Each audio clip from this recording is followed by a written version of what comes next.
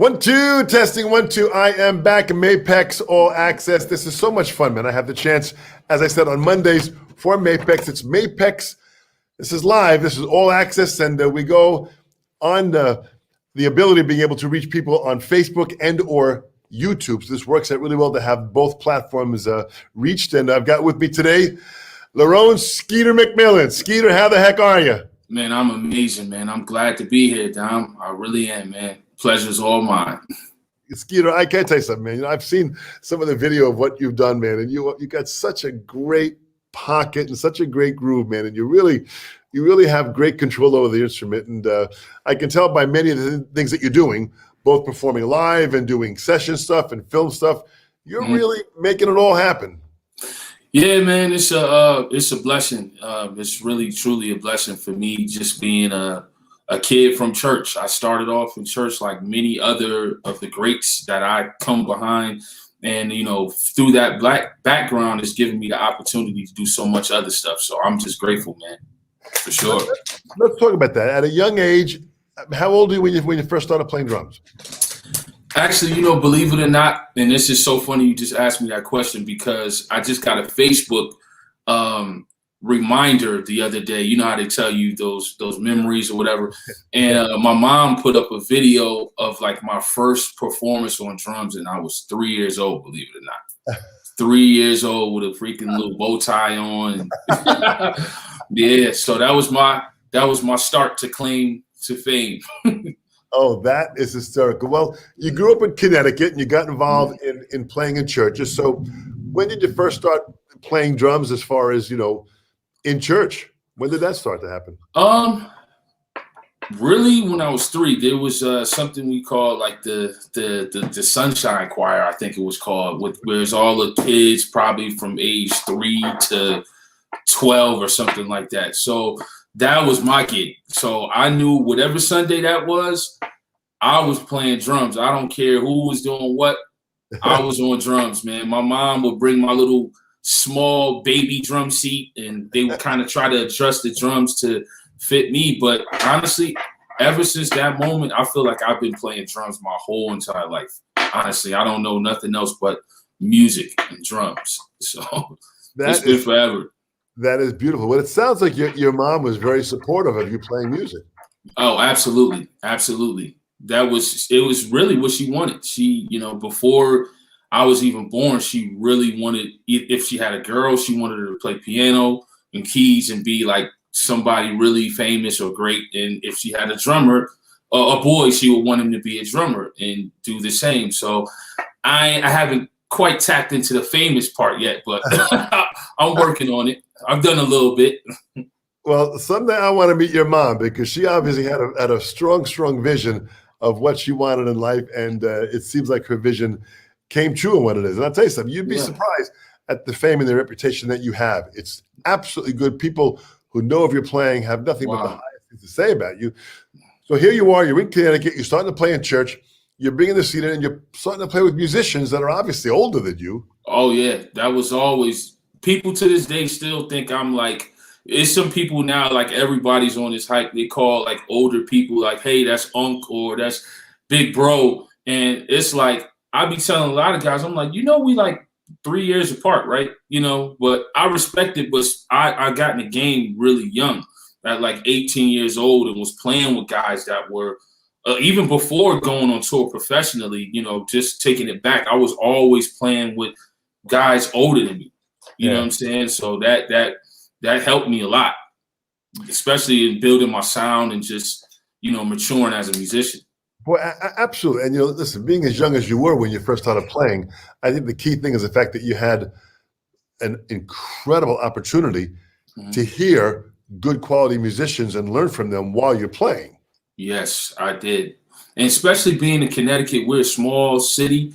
Well, a small state, and I'm from Hartford, which is a very small city, which is Connecticut is one of the smallest states. So I tell a lot of people don't even know where Connecticut is, nothing about it, you know, but we have rich history. I tell you, if you guys don't know, one of the world's greatest drummers is from West Hartford, Connecticut, Jeff Porcaro.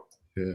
I'll say that again. Jeff Porcaro was one of the greatest drummers I've ever heard in my life. I wish I was awarded the opportunity to meet him, but we got guys like Jeff Porcaro, like I said, Rob the drummers from Connecticut, even Jeff's dad, Joe Porcaro, absolutely. Joe Porcaro.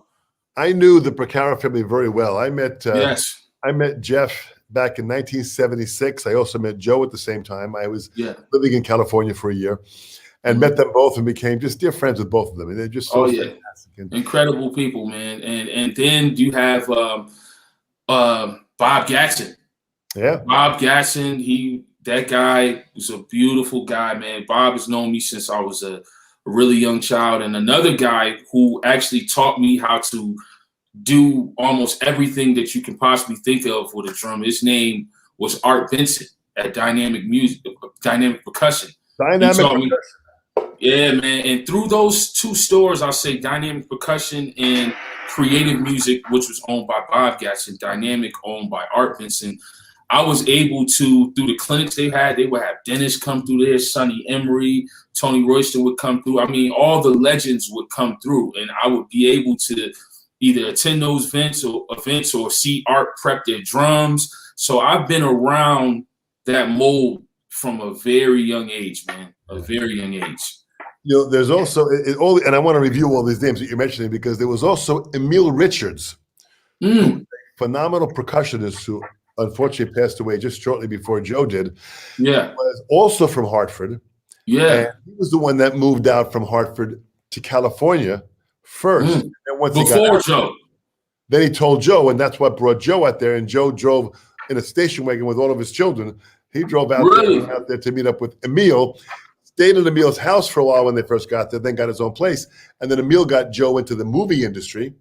Wow. Started the whole Porcaro family being involved with being involved in LA. So it's a beautiful, beautiful story in actuality. But you mentioned Bob Gatson. Yes.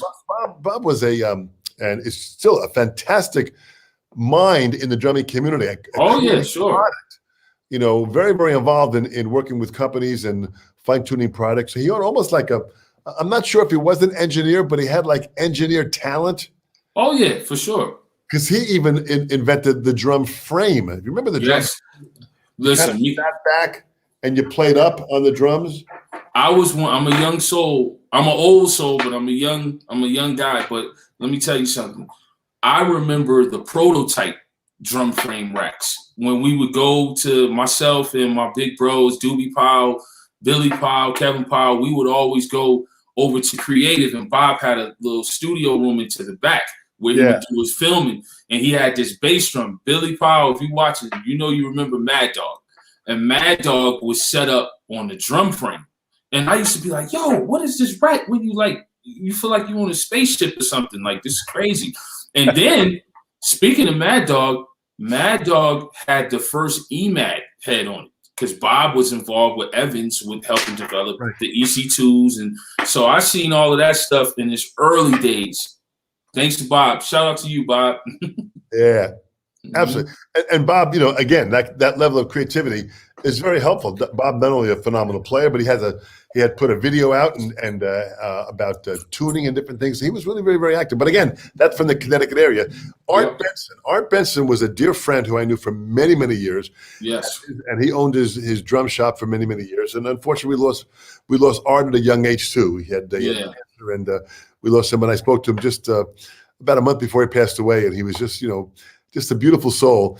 And I traveled to many different drumming adventures, festivals, and different conventions with Art. Another great guy. There was a lot going on in the Connecticut area. There was a lot of energy up there. Yeah. And it's like, we're sandwiched right between Boston and New York. So for me, it was like, like I said, the earlier age, starting in church, I was always in New York City, like all the time. It felt like every weekend or just going up 95 into New York, Philly, Jersey. So I'm seeing all of my favorite drummers who everybody now knows today. I was knowing them at a young kid, at a young age, and I was like the little annoying kid, always just like looking like, oh my God, that's Gerald Haywood. Oh my God, that's Aaron Spears. You know what I mean? That's Mike Clemens. Like, you know, so, but now it's like, now seeing who these guys are, now it's like amazing because I remember way back when. So it's Well, crazy. it's so great that you've had this opportunity. And, you know, I mean, I live in a village on the North Shore of Long Island called Port Jefferson Village. We have a ferry that goes right to Bridgeport. So I would get into Connecticut all the time. And so many great drummers that came from there. And still, there's still a lot of energy coming from Connecticut. Hey, the Connecticut halftime, all those different rudiments that came from all those days of Connecticut being involved in the rudimentary world, with a whole other world. So as you're young now, were you taking any lessons at a young age? I never took any formal lessons. I completely learned how to play from ear. Just that's just been my thing. You know, I was always around great musicians, and I just would sit there with these same little drumsticks in my hand and watch guys who, Miles Johnson. You know Miles? Very well, man. He's living in Italy now. Yes, he is. Miles, that is my family. I love that guy. He's known me my whole entire life, literally. So I would go and watch Miles after every gig. I'd be like, can I have your drumsticks? Can I have your drumsticks? Yo, what kind of snare is that? You know, I would just pick these guys' brains and ask so many questions. And so that's moments like that, and just, you know, being at different musicals, concerts, events, rehearsals, I would always just go and just be at the rehearsals just like this, you know, and that was my that was my teaching. Yeah. And it wasn't until I got into middle school in 6th grade. It was a guy, I'm not sure if you know him. He's from Connecticut as well. His name is Frank Hooper. Yeah. Mr. Hooper did a lot with like Frank Sinatra back in the day. So when Mr. Hooper heard me play drums, when I walked into that band room for the first time, and he noticed that I didn't play when everybody was doing their warm-ups, and I was just kind of looking at the guys playing the snares and listening. And then I was like, you know, okay, now I'm gonna play it back the next time he asks us to go to the top. So I did it, and he was like, how is it that you're playing this stuff perfectly, but you never looked at the paper one time to read anything? And I was like, I can't read music, sir. And then from that moment on, I started staying after school with him, and he saw something in me. He was like, kid, you have something great. Your attitude is phenomenal, and you can really play. But I want to teach you to know what you're playing. So that was my first introduction into the beginning stages of reading music and playing jazz. Because, you know, a lot of people don't know, before I got on, and everybody knows me as doing, like, you know, hip hop gigs or pop gigs or, you know, R&B and gospel. But right before I was graduating out of high school, I was playing jazz heavy. And I was in a Jackie McLean's program at the Artist Collective. Oh, wow. That's fantastic. Yeah, so I would see some of the greatest drummers, from Carl Allen to Eric McPherson, Ralph Peterson, God bless his soul. Yeah. But yeah, man, that's kind of how my start came. Well, that's really great, Skeeter, because, you know, what happens is in drumming, we lose touch sometimes in the world today unfortunately, because of the pandemic now, where there's not that many musicians working at all. Yeah. So we've all had to kind of just learn to take in music and listen to music. Mm-hmm. But I think when the world opens up, it'll get back to it. When I was younger, back in the 60s, there was so much music going on. There was so many drummers being played that, and I used to go to jazz clubs, a couple of Fat Tuesdays. I'd go to a jazz club. Art Blakey would play there, and I was maybe 18 years old, and I'm sitting in the audience, and I'm with a bunch of friends, and we're just grooving on Art Blakey. And then Art invites this young drummer up to sit in by the name of Ralph Peterson. Wow. And who at the time was like 16. He was a couple years younger than me. He went up there and played with Art's band. I got to tell you something. It was incredible. You know, Ralph just tore it up, man. So that's when and then I went over and talked to him. That's when I first met Ralph. And the fact that he was just, you know, an incredible player through all of his life. He was electrifying. We just lost him again, you know, another phenomenal drummer these past few months. So the fact that we had him here, and I also had him on this Mapex All Access for an interview, and he was great. We play that interview every year in honor of Ralph and another great guy. So you had some great early influences. So name me 5 drummers that you were listening to at that time. Not so much now.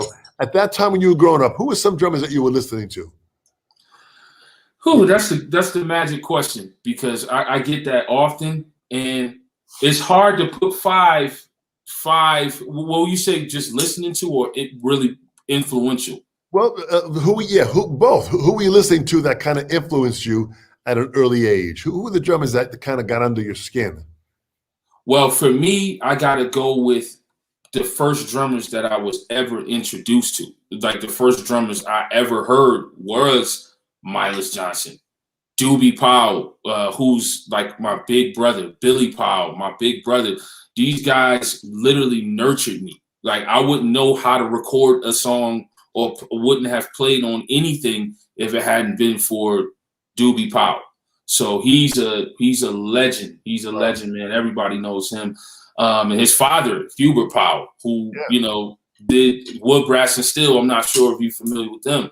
Yeah. But so Billy Powell, Doobie Powell, this guy named Dexter Pettaway, who was another phenomenal drummer from Hartford, Connecticut. Mike Clemens and like Aaron Spears. Those were my guys who I just like. No, I'm sorry, and I have to mention my cousin, Calvin Manny Carter. Those guys, that was it for me. But then, of course, you have the giants who just sit on Mount Rushmore for me. Vinnie Colaiuta. I wanted to listen to any and everything Vinnie played, period. He's like my favorite in the world.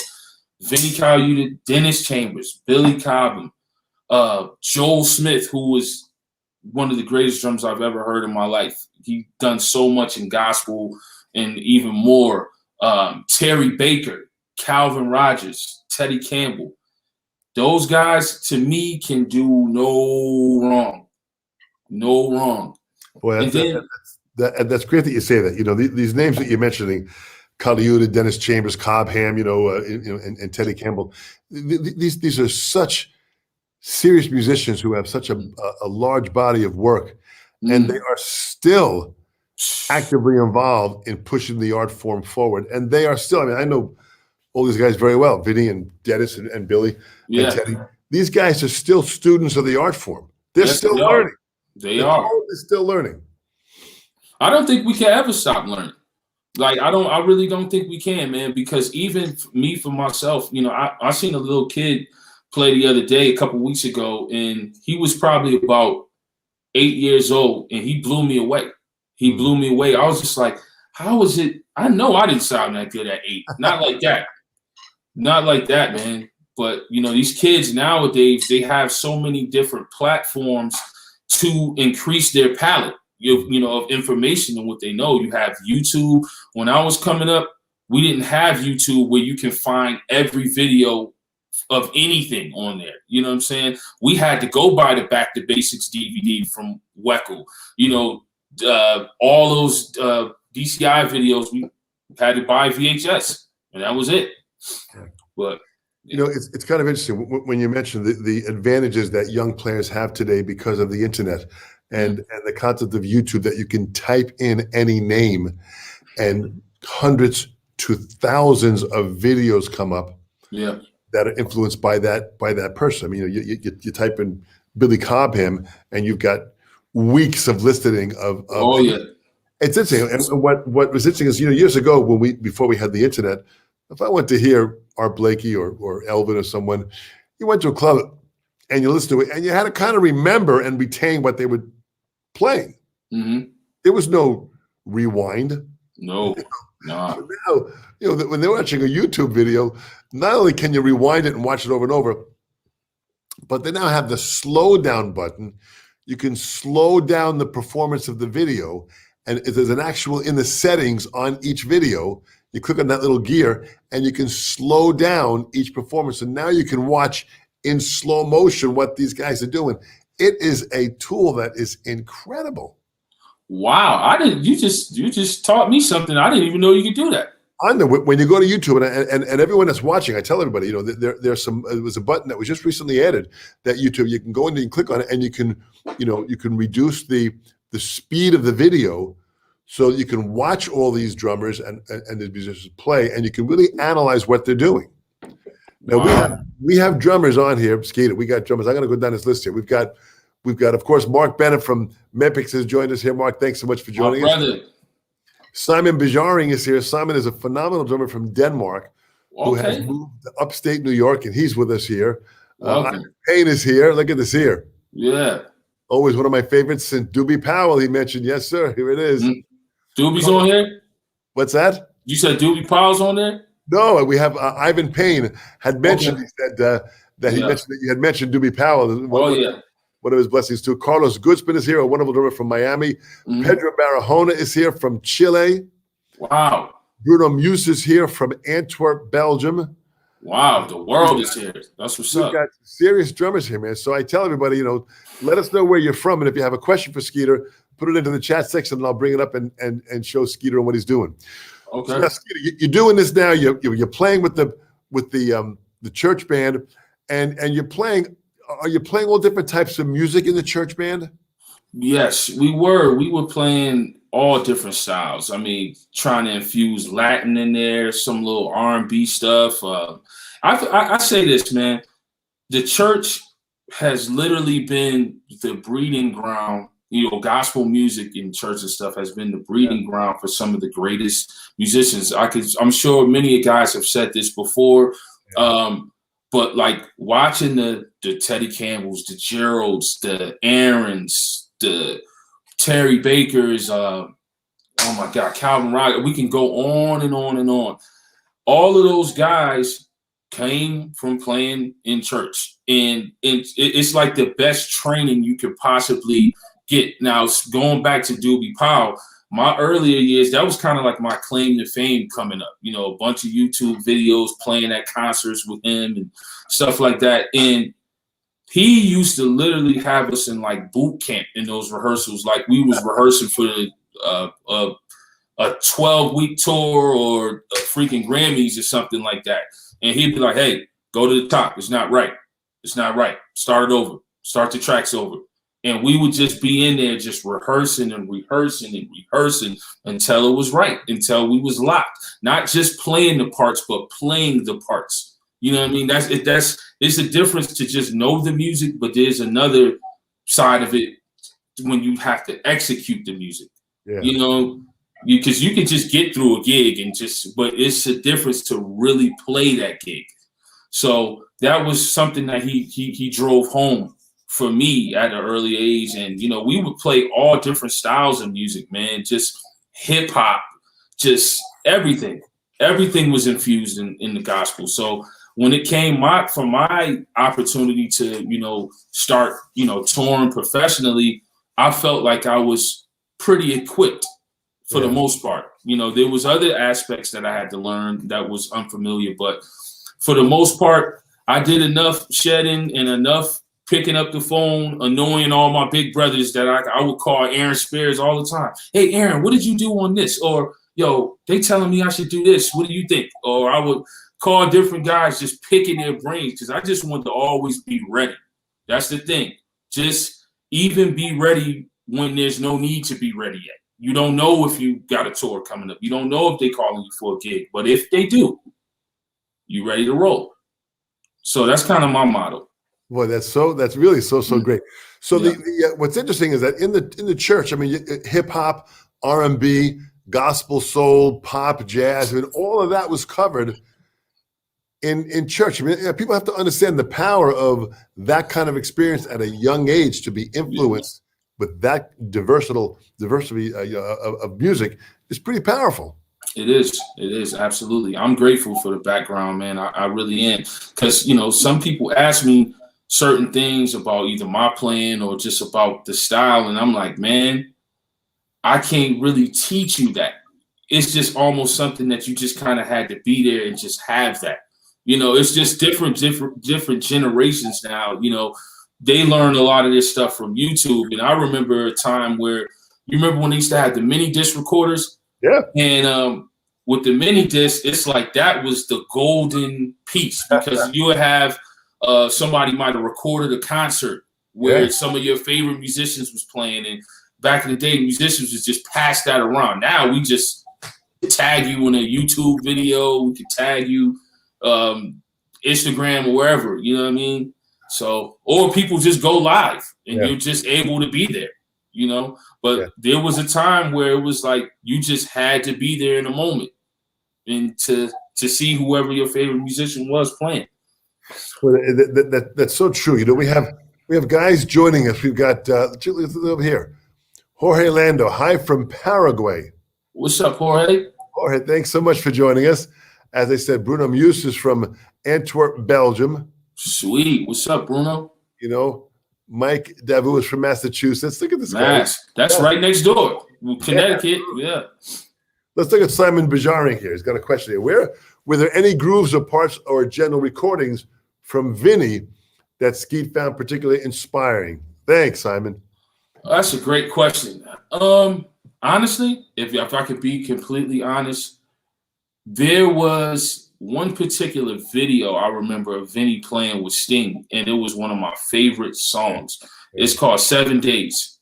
I'm sure Vinny's splash work and his just accents on that song. Man, I seen him playing that. I forget where it was live. I wasn't sure if he actually played it on the record or not. I think he did. I think he did. Yeah, I think it was either him or Manu Katché. I think that was 7 Sumner Nights. I think that might have been off that album. And Vinny just, you know, he played through those tunes like a hot knife through warm butter. Oh my God. Whew.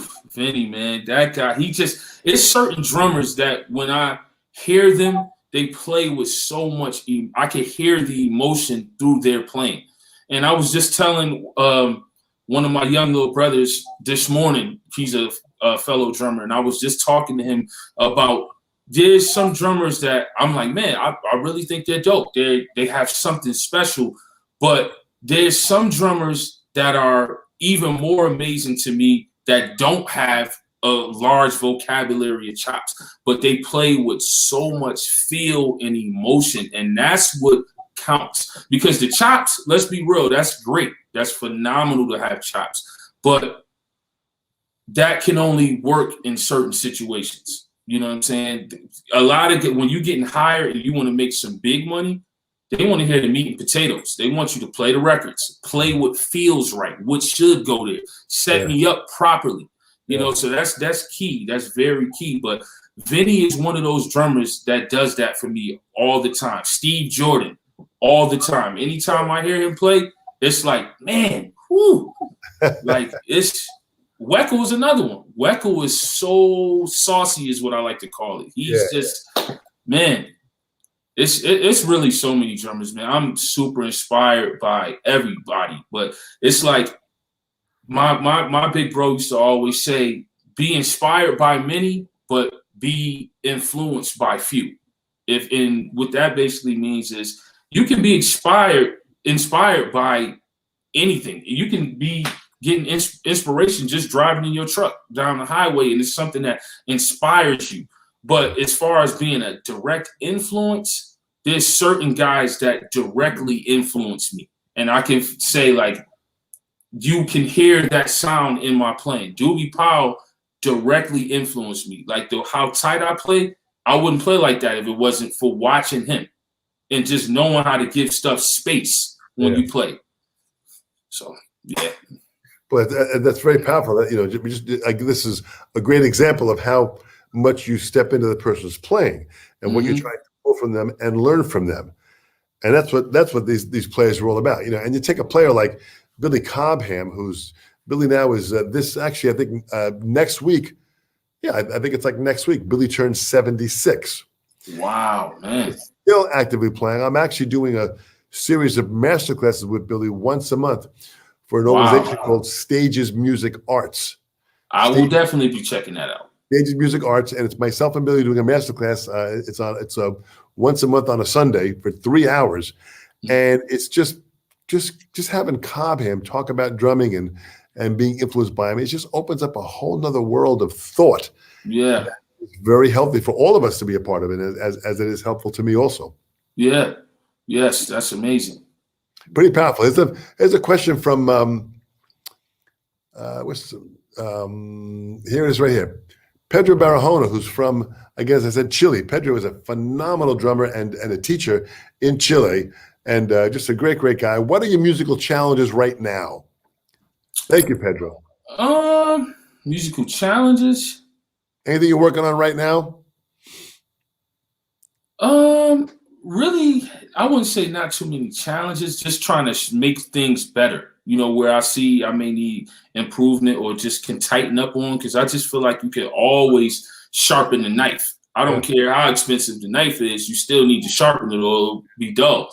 Yeah. So for me, right now, because I'm getting into so much more recording, like I love recording drums. I just, not even just recording drums, but just being in the studio, even watching other guys record. I love the process of that. I'm a tone head and freak. So for me right now, I've been just digging into just making sure I feel good every time I touch it. I pick up a pair of drumsticks and I sit on some drums. I just want to make sure it just feels good. So in depending on what type of music I'm playing or getting ready to record, I just try to live in that, you know, prior to walking into the session. I'm like, okay, let me make sure if I'm doing something that's, you know, pop rock records, you know, I would dive into, let me listen to some stuff, Abe Laboriel cut Jr. Or a lot of people don't know Josh Freese is on so many records, huge pop records, a monster. Yeah. You know, so I would just listen to those guys and be like, okay, let me get that inspiration. Now let me sit down and make it my own. Yeah. That's the thing. Everybody has to have a sound. You should have a sound. You know, you want to have a sound and you'll have your touch, your feel.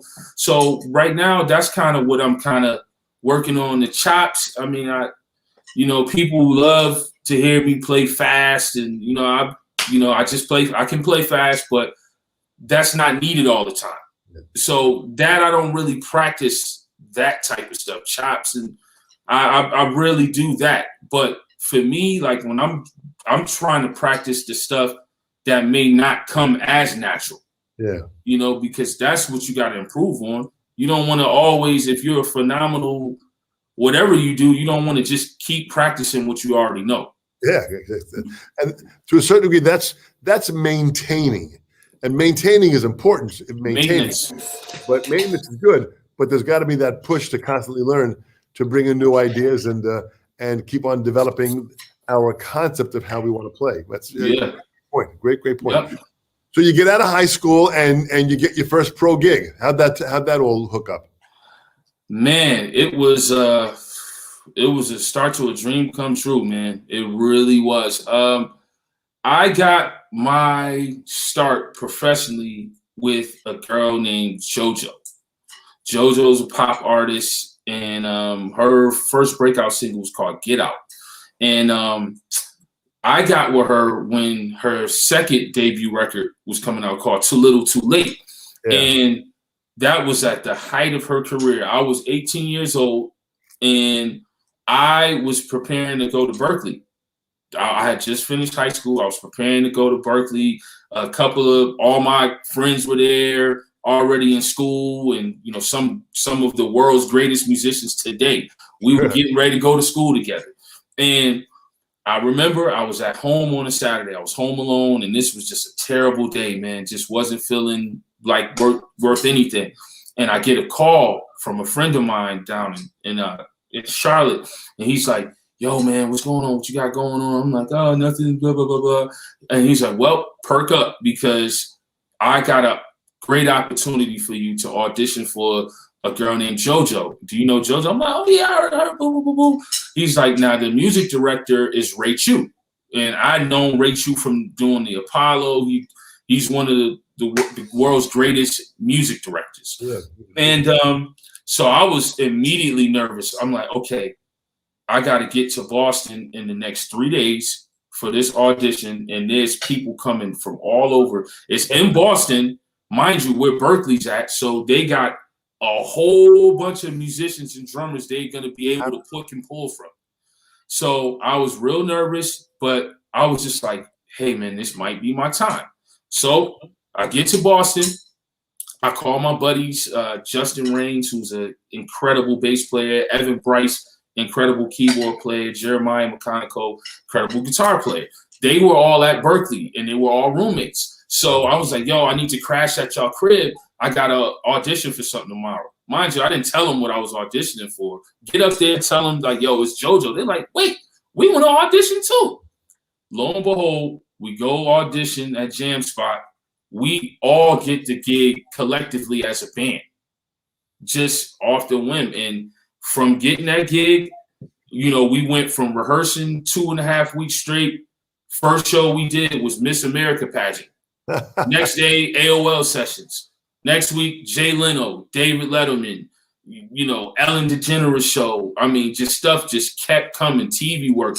And for me, it was just like, yo, like 2 months ago, I was just in high school, like getting kicked out of class for goofing around, and you know, so it was just like, that's crazy. So that was the start of my career. And, you know, through Ray Chu being the music director and the guy who, you know, facilitated the band, and he didn't play on the gig, but he just put it all together. He had many other accounts. So it's like, hey, you do one job good, it'll set you up to be able to do more. So that's how it kind of all started. That's actually very good advice for people to understand. If you can do one job really well, opportunity will open up in many other areas. Yes, and sir. you just never know where those opportunities will bring you and what you'll get with it, which is really, really fantastic. Yes, sir. So from JoJo, then where'd you go from there? You came back from the tour, and you were touring everywhere with her, right? Oh yeah, everywhere, man. We did like the Jingle Ball tours. We did a whole bunch of promo stuff. We stayed on TV, so we were always doing that. And then from that, I did Jennifer Hudson. I did some dates with her. Then Ray Chu started pulling me into the Apollo. So I would do amateur night every Wednesday. So I was in New York every Wednesday with Ray and his band doing that. And that was keeping my reading chops up. See, remember I was talking about the reading before.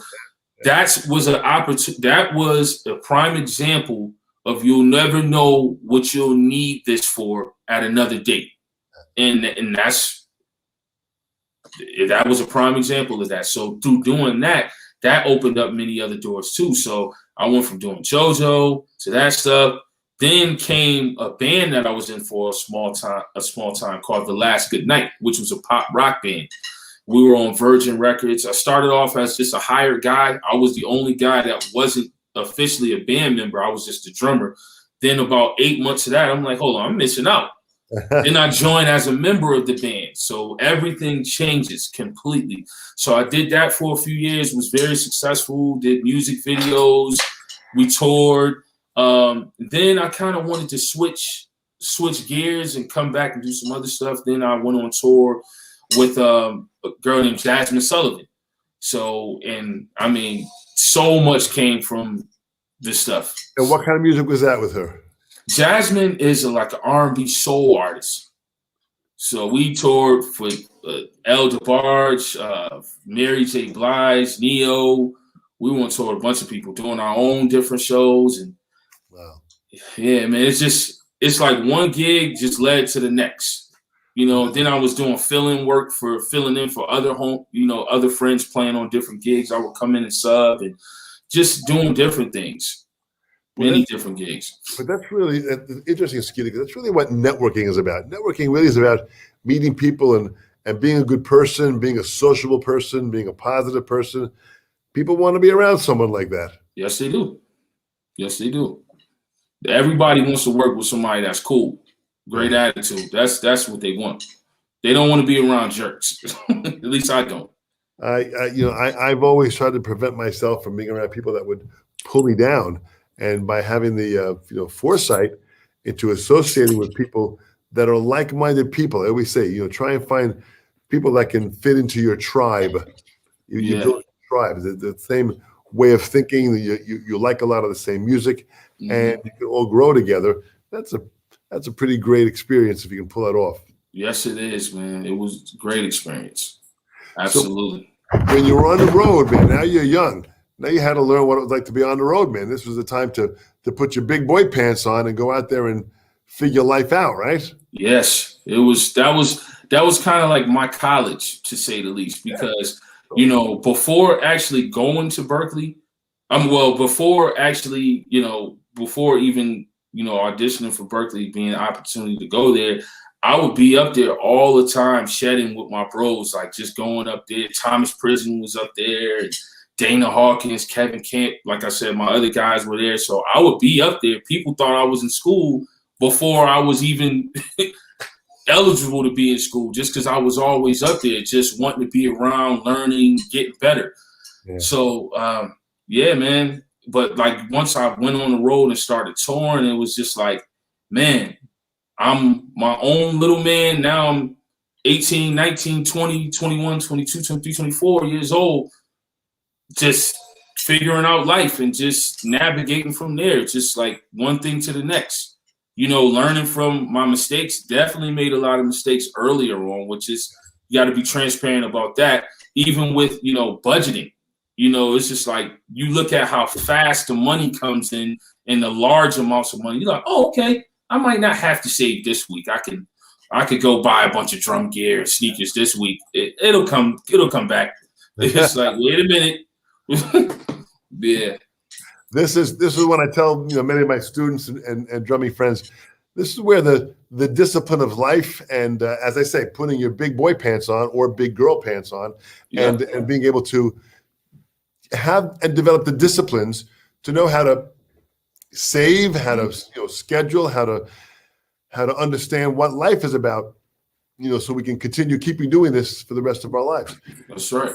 You got involved in doing like some producing and some programming and doing even some film stuff. Talk about that now, as far as, you know, what you do there and where do you record this stuff? Different studios. You know, it just depends. Honestly, with, you know, obviously, you know, we're going through a pandemic, so everybody's pretty much at home. Stuff is lifting now, and we're able to gather a little more. But, you know, everybody has, you know, at-home studio setups now. So a lot of stuff that we're hearing on the radio or wherever, or watching on TV, that's done right at somebody's house from their studio. So I'm actually in the process still. This is my little drum area. I had it set up downstairs in my garage too. So I got gear everywhere. But I would go to different studios out here in Atlanta and cut, and, you know, people will send stuff to me.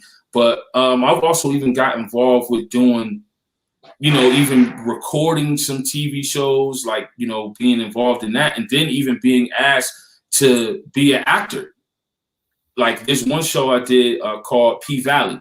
I recorded some music for a bunch of different scenes in there, and then they was like, hey, you guys want to be in a couple scenes? So I was in like the first 2 episodes.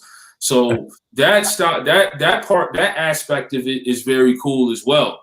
So I'm grateful for every opportunity. I mean, whether it be large or small, you know, just anytime I can pick up a pair of sticks and play and do me, I'm just grateful, man.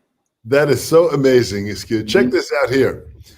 One of the top players, Rashid Williams. Skeeter, one of the best to ever do it, man. Listen, he is one of the best to ever do it. Oh, that guy, man, I've known Rashid a long time. And but going back to what I was saying before, growing up in the tri-state area, Rashid was probably maybe 3 hours away from me. So seeing him play for, you know, different local groups, he was on fire. Oh, totally. Fire. One of the first people I've seen play Mapex drums. Rashid was out there doing it, and originally from New Jersey, down in the Florida area, and just a phenomenal player and just an articulate musician. And yes, he is. And he's out there doing it all the time, man. Rashid, thank you so much for joining us, man. Fantastic. Yes, sir. I love Rashid, man. Every time that's another one. I seen him play a solo with Jill Scott, man, and I was just sitting there scratching my head like, is he really doing this? He is killing me right now. Amazing, man. Oh, I've heard him do some stuff with John Legend, man. Just every gig he touched, he's gonna kill. Yeah, every gig. He's a real pro. Talk about Mapex. You joined Mapex in 2019, and I believe you have behind you the Saturn V, right? Yes, this is my Saturn kit. This is the newer Saturn, not the Evolution, but the The one right under that. I love the Saturn drums, man. They're phenomenal. And my whole experience at Mapex to date has been great. Mark is incredible, man. Incredible. Great, stellar guy, man. Everybody at Mapex is. And I'm loving my experience. And the drums obviously look fantastic, but they sound even better. Yeah. And they speak for themselves.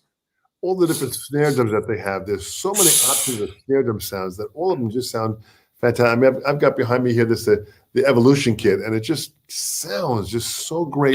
That's next on my list. Yeah, beautiful. That's next on my list. I was actually just in Nashville with Mark recording some videos, and I was able to check out the Saturn's Evolutions for the first time, like in person. I was like, man, these drums are crazy. Man, these are amazing. Well, what you have the Saturn 5s that are maple wood. Yeah. That has walnut in between the shells of maple, and the Evolution is birch. Yes. Walnut. So it's really kind of an interesting combination of how they put these drums together and what they've done to create some phenomenal sounds and make the drums affordable and fantastic. Step by step, they're selling drums. And then we gotta, if we're gonna talk about them, we gotta talk about the Black Panther snares. Oh man. I think this one is my 7x13. I forget what that particular one is called, but I got another one 5.5 by 14. The Metallion. The Metallion. That joint is crazy. People ask me about that snare all the time, just like locally when I play with it. They're like, yo, that snare cuts fantastically. I'm like, I know. Mapex drums. Yeah, they really have a full line. When I was at the NAMM show 2 years ago, actually, this last NAMM show, they had all the snare drums set up. There must have been like 20 of them. All of them set up, tuned perfectly well.